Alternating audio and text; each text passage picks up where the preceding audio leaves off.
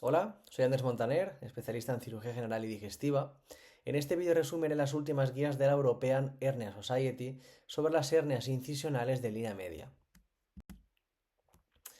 Estas guías se centran en las hernias incisionales de línea media en adultos, donde se anticipa que el defecto facial podría cerrarse sin necesidad de realizar técnicas avanzadas. A pesar de existir más de 4.000 artículos publicados sobre este tema, las tasas de incidencia y recurrencia siguen siendo altas. La literatura habla de una incidencia del 12,8% a los 2 años y recurrencias que varían entre el 23 y el 50%. Para la elaboración de estas guías se nombraron dos coordinadores y se incluyó un equipo especializado en metodologías Cochrane y Grade, cirujanos generales de diferentes subespecialidades, incluyendo especialistas en pared abdominal, y un representante de pacientes. Se siguió la metodología Grade, definiendo preguntas clave en términos pico, es decir, paciente, intervención, comparación y resultado. Los resultados se clasificaron por su importancia en una escala del 1 al 9 y solo los más relevantes se incluyeron en las recomendaciones finales. Los criterios de elegibilidad fueron pacientes adultos con hernias incisionales primarias y defectos fasciales de hasta 10 centímetros. Se realizaron búsquedas exhaustivas en la literatura, incluyendo principalmente revisiones sistemáticas y ensayos clínicos aleatorizados, aunque en su defecto se buscaron estudios observacionales.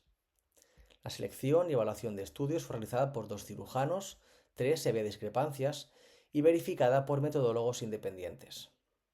Se utilizaron metaanálisis y síntesis de datos para analizar los resultados, desarrollando y consensuando recomendaciones basadas en la mejor evidencia disponible. La guía se publicó finalmente en el British Journal of Surgery en 2023. Contiene 13 key questions o preguntas clave, cuyas respuestas se presentan como recomendación si la calidad de la evidencia es suficiente o declaración de buena práctica si la calidad es insuficiente para una recomendación formal. La mayor parte de respuestas que se ofrecen son buenas prácticas, así que cuando exista una recomendación la subrayaré en amarillo. Vamos con la primera pregunta. ¿Cuáles son los factores de riesgo para desarrollar una hernia incisional después de una cirugía abdominal? Por una parte, existen factores de riesgo propios del paciente: la obesidad, el tabaquismo, la diabetes y la inmunosupresión. Por otra parte, existen factores propios de la cirugía. Aumentan el riesgo de hernia las incisiones en la línea media, la infección del sitio quirúrgico, el puerto único, los trócares umbilicales y los trócares de 10 milímetros o más. Disminuyen el riesgo de hernia las suturas continuas, los small bites y utilizar hilos de absorción lenta. Pregunta 2. ¿Todos los pacientes requieren imágenes? ¿Cuál es la mejor prueba? En pacientes jóvenes con hernias pequeñas puede bastar con la exploración física. Para aquellos donde el examen clínico no ha dado un diagnóstico definitivo, puede ser útil el uso de pruebas de imagen. La TAC es la prueba más sensible, pero si el coste o la exposición a la radiación son una preocupación, se sugiere la ecografía como alternativa menos precisa. Ninguno de los estudios publicados analizó la precisión de la resonancia magnética, que también podría usarse como una alternativa. Para la planificación preoperatoria se recomiendan TAC o resonancia, es decir, imágenes seccionales porque ayudan a entender mejor la anatomía, permiten evaluar el posible cierre fascial y visualizar la calidad y el grado de retracción de los rectos. Hay factores que influyen en la necesidad de imágenes como el tamaño y la complejidad de la hernia, el historial de cirugías previas y la sospecha de otras patologías. Por lo general se recomienda TAC antes que resonancia por ser más accesible y fácil de interpretar. Pregunta 3. ¿Es posible predecir mediante TAC si será posible el cierre fascial sin necesidad de técnicas avanzadas? La respuesta es no, pero existen indicadores de dificultad de cierre que pueden ser útiles. Un ancho del defecto herniario mayor a 8 centímetros, un área de la hernia mayor a 164 centímetros cuadrados, una relación recto-defecto menor a 1,34 y un índice de separación de componentes superior a 0,146. Veamos un ejemplo de estas mediciones. Tenemos en amarillo el ancho del defecto herniario, que es la distancia entre los bordes de los rectos. En este caso sería de 7,88, menor de 8, indicativo por tanto de cierre fascial. Luego la relación de ancho entre los rectos y el defecto herniario. Esta se calcula sumando el ancho máximo de ambos rectos, 8,06 más 7,99, dividido por el ancho máximo del defecto, que hemos dicho que era 7,88. Nos daría 2,03. Esto es más que el 1,64 que hemos dicho anteriormente, por lo que es indicativo también de cierre fascial. El área del defecto herniario se calcula considerando la hernia como una elipse y utilizando sus dimensiones de longitud y anchura máximas. Por último, para calcular el índice de separación de componentes, buscaríamos el lugar más ancho de la hernia, calcularíamos el ángulo desde la aorta abdominal y lo dividiríamos entre 360. Pregunta 4. ¿Todas las hernias incisionales necesitan tratamiento quirúrgico? ¿Cuáles son las medidas de resultado importantes en su tratamiento? El riesgo de estrangulación en las hernias reducibles es bajo, un 1% en el primer año y un 2,5% a los 5 años. Dado que la cirugía conlleva riesgos y no siempre mejora la calidad de vida de todos los pacientes, la observación puede ser la mejor opción para algunos. Ahora bien, para aquellos que tengan síntomas que afecten negativamente su calidad de vida y que sean médicamente aptos para la cirugía, se sugiere la reparación quirúrgica, después de discutir detalladamente riesgos y beneficios con el paciente. La medida de resultado más importante que debemos tener en cuenta es la calidad de vida. No solo el dolor es importante. Otras medidas de resultado a tener en cuenta son la recurrencia, las incidencias en el sitio quirúrgico, la infección del material protésico, la mortalidad, el dolor crónico y la relación coste-efectividad. Vamos con la pregunta 5. ¿Cuáles son los factores de riesgo modificables importantes que deben ser optimizados antes de la cirugía? ¿Cuál es el efecto de la preoptimización? Los factores de riesgo modificables importantes son un IMC alto, una diabetes mal controlada y el tabaquismo. Se recomienda la preoptimización del paciente antes de la cirugía y esto incluye la pérdida de peso dirigida, si el IMC es alto, un buen control de la diabetes, medido por la hemoglobina glicada, la cesación del hábito tabáquico, más de 4 semanas antes de la intervención, y la mejora de la aptitud pulmonar. Hay una pregunta que creo que todos nos hacemos en consulta. Si mi paciente no ha perdido peso, ¿lo opero?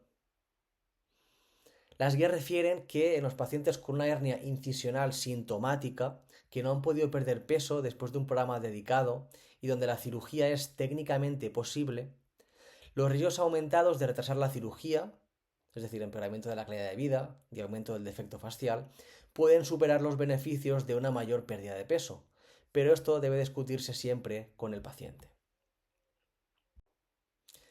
Pregunta 6. ¿Cuál es la diferencia en los resultados entre la reparación con malla y la reparación con sutura? Se recomienda una técnica de reparación con malla, es decir, una hernioplastia, en cualquier posición frente a la sutura o herniorrafia. ¿Por qué? Porque hay menos recurrencia, un 11,8% versus un 30,4%, sin diferencias significativas en las tasas de infección, un 8,5% versus un 7,9%, y una menor tasa de hematomas, un 0% versus un 7,8%. El único inconveniente es una tasa significativamente mayor de seromas, un 6,7% versus un 19%. Un recordatorio de anatomía básica. Por encima del arco de Douglas o línea arcuata, los rectos tienen una aponeurosis anterior y otra posterior. Por debajo del arco de Douglas, los rectos solo tienen la aponeurosis anterior. Por detrás, por debajo, solo tienen la fascia transversalis y el peritoneo parietal. La terminología para describir la posición de la malla es inconsistente y varía según el cirujano y la institución, lo que dificulta realizar comparaciones basadas en la evidencia entre diferentes técnicas. Parker et al. Proporcionaron una clasificación internacional mediante métodos Delphi de los diferentes planos de colocación de la malla que sí que considero que es interesante recordar. Las técnicas más comúnmente utilizadas según esta clasificación serían onlay, sobre la fascia debajo de la grasa subcutánea, retrorrectal, entre el recto y la vaina posterior del recto, preperitoneal, entre la vaina posterior del recto y el peritoneo, e intraperitoneal, dentro de la cavidad peritoneal contra el peritoneo. Cabe señalar que el término retromuscular incluye los planos retrorrectal y preperitoneal. El plano óptimo para la colocación de la malla debe estar asociado a una baja tasa de recurrencia, un bajo riesgo de complicaciones como seroma, hematoma, infecciones del sitio quirúrgico y adherencias, y finalmente un bajo riesgo de sensación de la malla y de dolor, tanto agudo como crónico. Pregunta 7.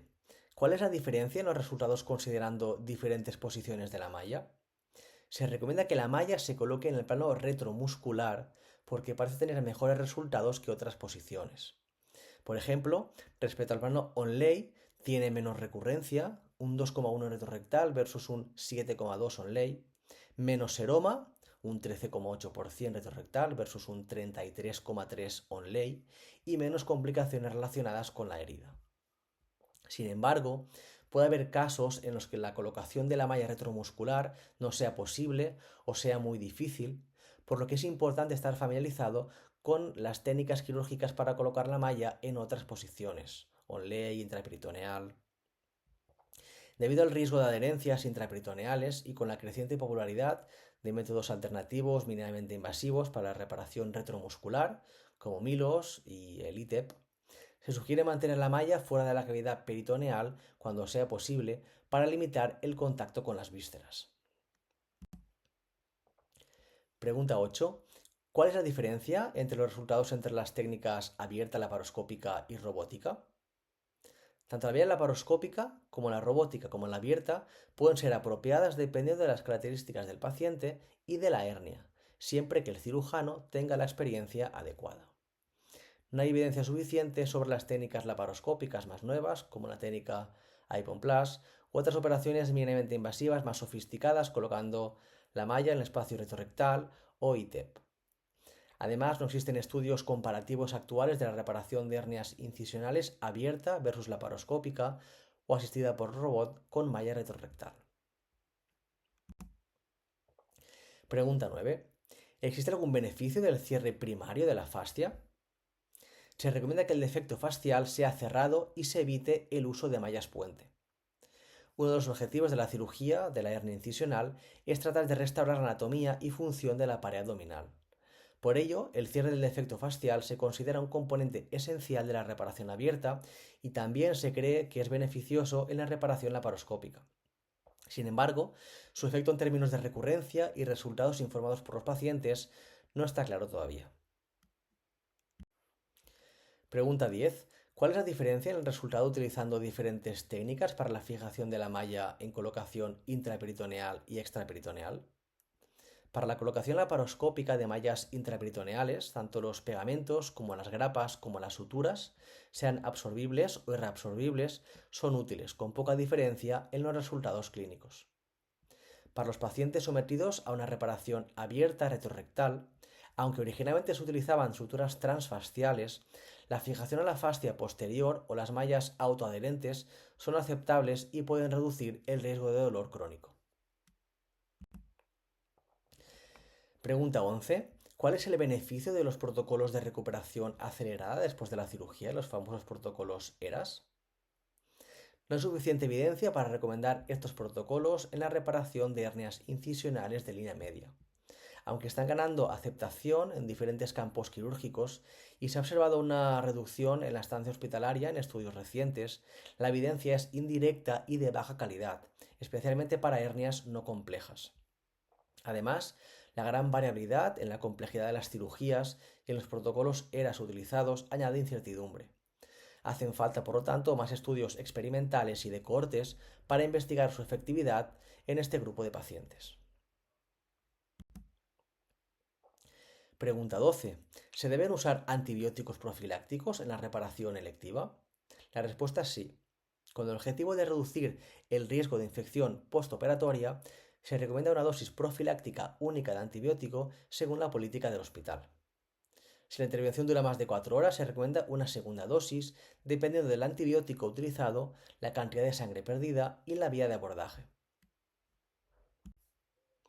Y por último, pregunta 13. ¿Qué información es importante para los pacientes después de la reparación?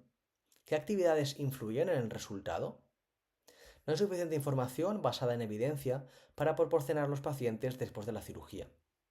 Ahora bien, sí que se ofrecen algunas sugerencias. La analgesia y el manejo de vendajes deben seguir la política del hospital. Se debe alentar a los pacientes a movilizarse activamente y pueden hacerlo según su capacidad, incluida la actividad sexual. Los pacientes deben evitar levantar pesas y hacer ejercicios que requieran realizar la maniobra de Valsalva durante 4 semanas, que es el tiempo necesario para la integración de la malla. Los pacientes no deben nadar en piscinas públicas o en el mar hasta que la herida haya sanado, aproximadamente 2 semanas, aunque pueden ducharse desde el primer día. Los pacientes pueden conducir cuando sean capaces de realizar una parada de emergencia de forma segura. Y por último, se puede utilizar una faja abdominal o ropa de compresión para mejorar el confort durante las primeras 6 semanas, pero eso sí, manteniéndola siempre limpia. Estas guías presentan varias limitaciones que deben ser abordadas para mejorar su utilidad y relevancia clínica. En primer lugar, tienen un enfoque limitado. Se centran en hernias de línea media donde se anticipa que el defecto fascial será cerrado, excluyendo casos complejos que requieren soluciones innovadoras y técnicas avanzadas. En segundo lugar, la evidencia es escasa y de baja calidad. La mayoría de las respuestas son declaraciones de buenas prácticas y no recomendaciones basadas en evidencia sólida. En tercer lugar, los estudios muestran una gran variabilidad en cómo se evalúan y definen los resultados clínicos. La falta de consistencia dificulta la comparación de diferentes técnicas de reparación y posiciones de la malla. Por último, la participación de los interesados es incompleta. Aunque se intentó incluir diversas perspectivas, la falta de un cirujano plástico y un fisioterapeuta limitó las visiones aportadas. La representación de pacientes también fue limitada. Aunque sus comentarios se incluyeron, no todas las reuniones contaron con su presencia. La evidencia disponible es limitada tanto en cantidad como en calidad. A pesar de esto, cabe hacer especial énfasis en algunos mensajes clave que puedan ayudar a mejorar nuestros resultados. En primer lugar, se recomienda que los pacientes se sometan a imágenes transversales antes de la cirugía para entender mejor la anatomía y planificar adecuadamente la intervención, destacando la TAC como la mejor opción disponible. En segundo lugar, el objetivo principal en el tratamiento de las hernias incisionales de línea media es mejorar la calidad de vida del paciente. Esto debe guiar la discusión sobre los beneficios y riesgos de las diversas opciones de tratamiento, asegurando que los pacientes estén completamente informados y sobre todo participen en el proceso de toma de decisiones. En tercer lugar, los pacientes deben ser optimizados antes de la cirugía, prestando especial atención a la pérdida de peso, el cese del hábito tabáquico y el control de la diabetes. Y por último, en la mayoría de los casos, la mejor opción técnica es la reparación con malla, en posición retromuscular y cerrando el defecto fascial.